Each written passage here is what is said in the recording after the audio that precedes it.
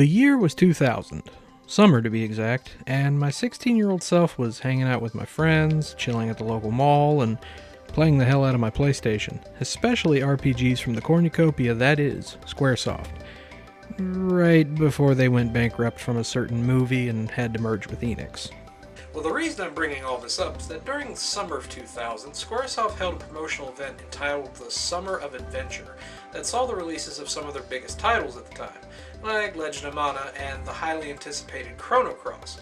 But there was one other game that came out around that time that just caught my attention a little bit more than those two.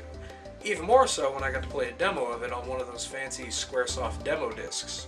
Or was it an official PlayStation magazine? It doesn't matter. Either way, that game was Threads of Fate.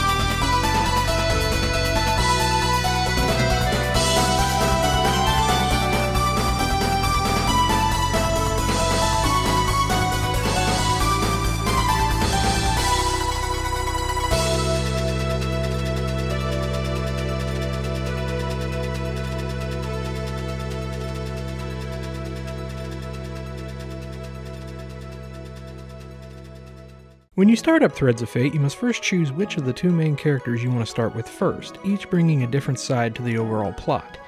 There's Rue, a mysterious young man who lives with his guardian Claire, who's more like a sister to him, and then you have Mint, a selfish, bratty princess who hails from the magic-using East Heaven Kingdom.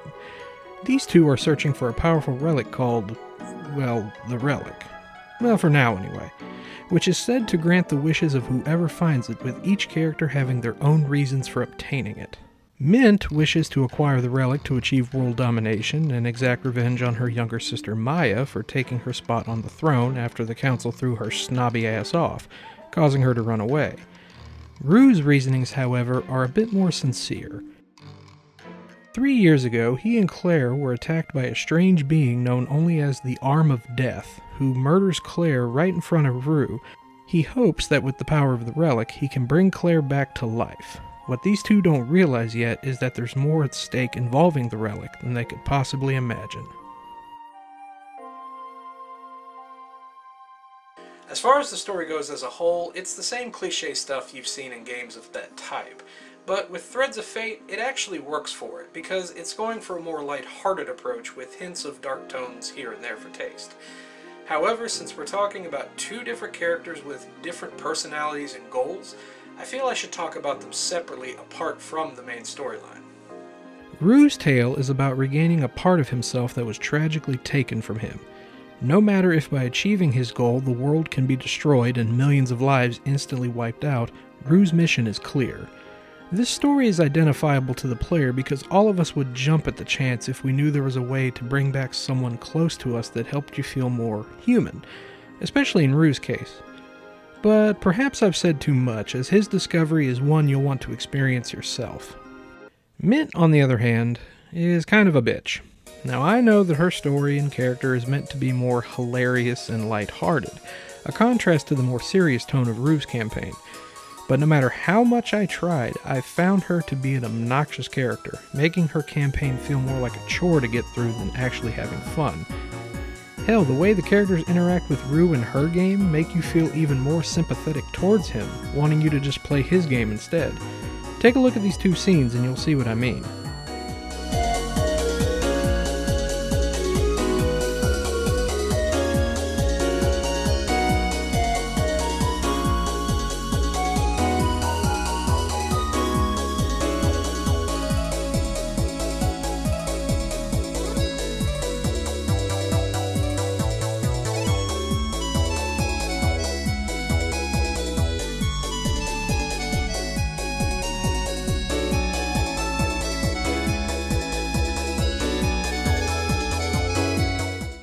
Then again, maybe that's what the developers were going for with Mint's story, to show just how important Rue is to the plot.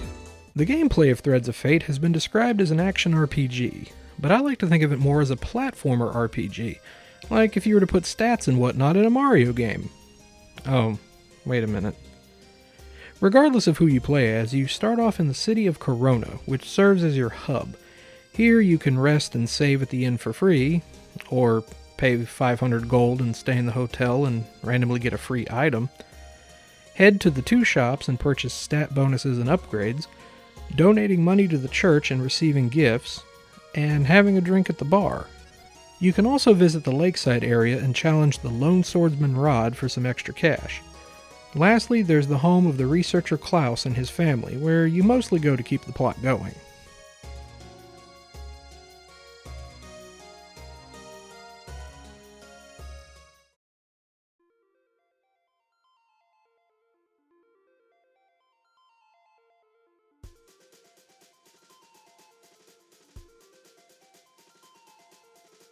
When you choose the area you want to go to and get into the action, you'll see where the platforming part comes in very quickly. You jump, attack, dodge, obstacles, the usual. But what makes this all unique is the abilities that Rue and Mint have at their disposal and how they use them. When Rue defeats an enemy, he absorbs their spirit and can transform into that enemy, complete with their powers, which use MP. That can be used for not just attacking, but to solve puzzles as well. For example, to unlock the stairs in this area, it says to face the gargoyle.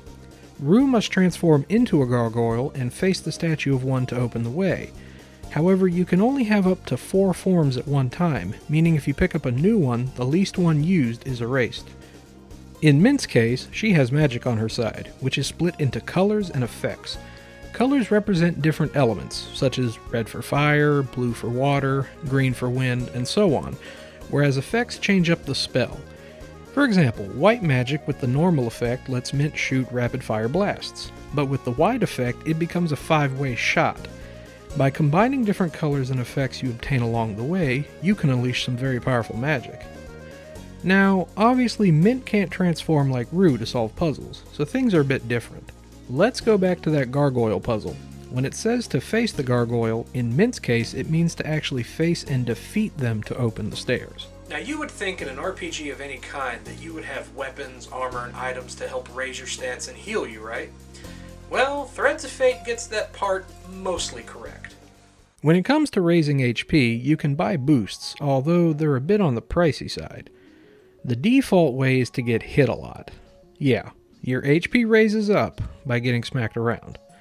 The same concept goes for MP as well. Just use magic a bunch of times and your MP bar will slightly increase.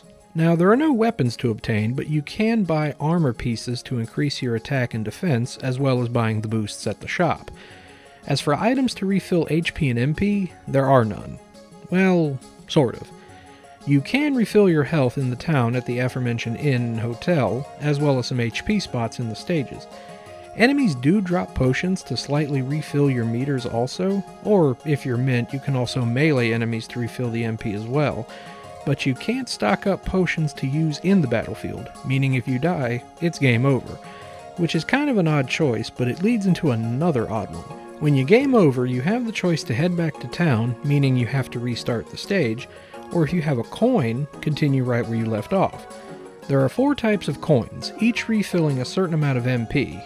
Essentially, these coins are 1-ups, which, in a way, I can see why they went this route with the game's platformer tone, but in an RPG it still feels weird.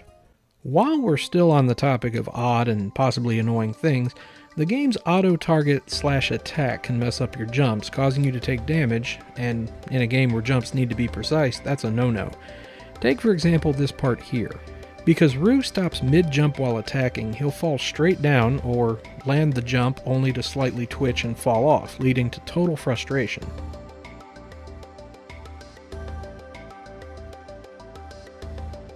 Lastly, depending if this bothers you, Threads of Fate is actually pretty short for an RPG.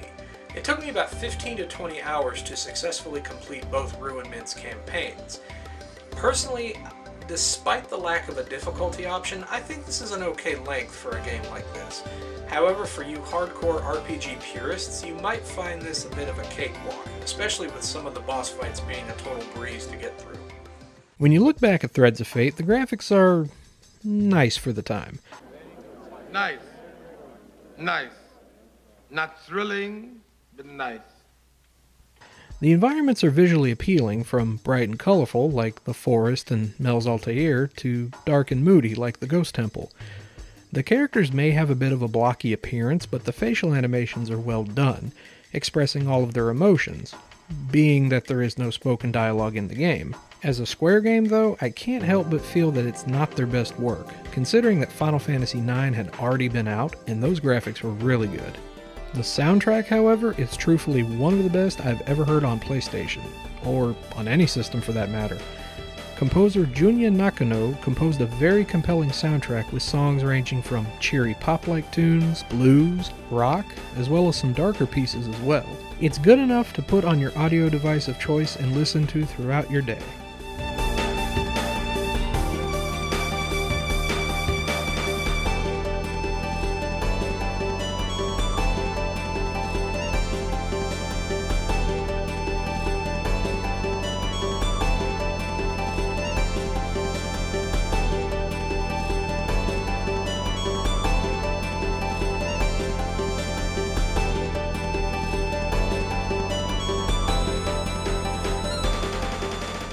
Back to the dialogue, I would say that it's about so-so. Some parts are written in a nice serious tone, while some parts are just flat-out anime-style silliness. I'm looking at you, Mint. But despite the silliness, there are some great characters here, with Rod, Prima Doll, Klaus, and Rue being a few of my personal favorites. So that's Threads of Fate, Squaresoft's RPG answer to Super Mario 64, and I gotta say, it's one of the most underrated titles I've ever played. It's a fun blend of platforming and RPG mechanics, despite its few flaws, all wrapped up in a great story to boot, even if Mint is still kind of a bitch. Now you would think with the game doing alright sales-wise, we'd see more of these two's adventures, but sadly this wasn't the case. There was going to be a manga series done by Ken Akumatsu, creator of Love Hina, but it was scrapped. However, some designs from the cancelled project did make it into another manga called Negima Magister Negimaji. As for a sequel, there was, nor have not been, a Threads of Fate 2, but a dedicated fanbase in Japan created their own sequel for PC called Duo Princess. Even though Squaresoft never returned to the world of Threads of Fate, and honestly these guys should, considering what they've been releasing lately, at least we did get this excellent game to go along with Legend of Mana and Chrono Cross. A great way to end an unforgettable summer. And with that, this is the Dali Popka. Thanks for watching. See you next time.